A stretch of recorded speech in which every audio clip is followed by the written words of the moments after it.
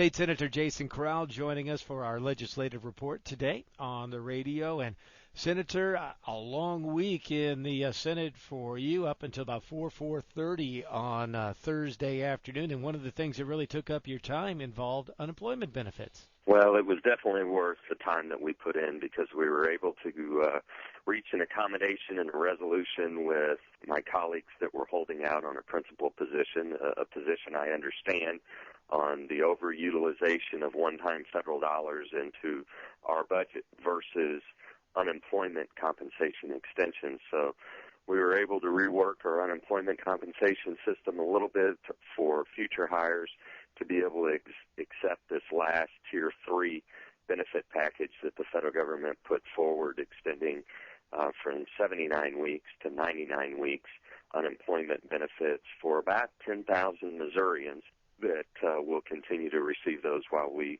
get through this tough economic period. So time well worth it, and glad to get a resolution to that. And a big sigh of relief for a lot of folks, too, huh? Yeah, I mean, as I've said, I take no backseat to anyone as it relates to being a fiscal conservative up there in Jeff City.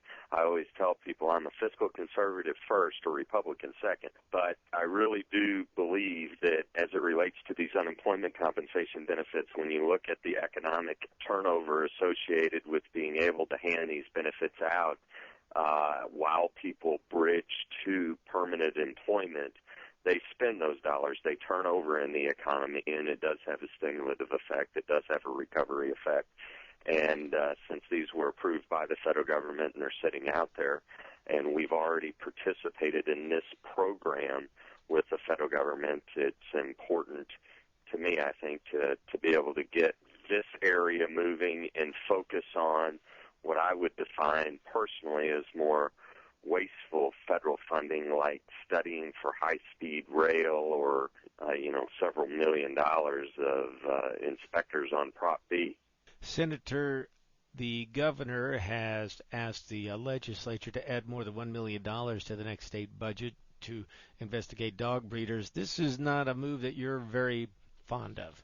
Well, it's $1.2 million to hire investigators, which would be people.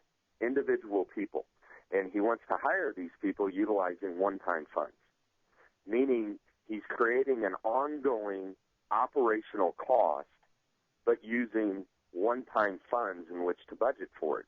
It just can't be done. I mean, that's the top of foolishness. Anyone back home would know you never basically go out and take your bonus check and base your home mortgage upon your one-time bonus check. That's money that, yes, it's good to have and utilize for one-time purposes, but you don't go borrow against a bonus check. You borrow and you set up your operating budget based upon your salary.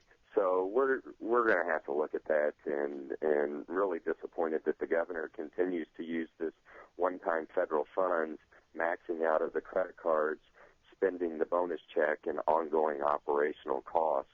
It's a foolish way in which to organize the government, and we would never do it with our own money back home. Senator, as you look ahead to Monday, what will be the big topic on the agenda for the legislature? I think redistricting, drawing new congressional maps. The House has put out their version. It's going to be wildly rejected in the Senate. We'll have to restart from there. The Senate has got their plan. The House has got their plan. In our neck of the woods, how that directly reflects to us, the House has got it in its mind somehow that it wants to make the 8th Congressional District a suburb district of St. Louis by including over 103,000 individuals in Jefferson County. Jefferson County, by every demographic and state and federal collection agency, Jefferson County is considered the St. Louis metropolitan area, and the issues that we have in outstate Missouri and rural Missouri are completely different than the urban issues.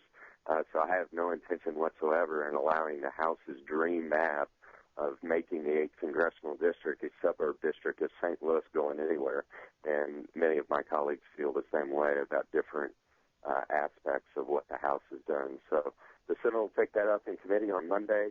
We'll move forward with a redistricting plan, and either the House can take up the Senate version, or we can send this thing to the courts to draw up. Senator, as always, we appreciate the visit. Hey, thank you very much, Mark, and everybody have a great weekend. And again, that's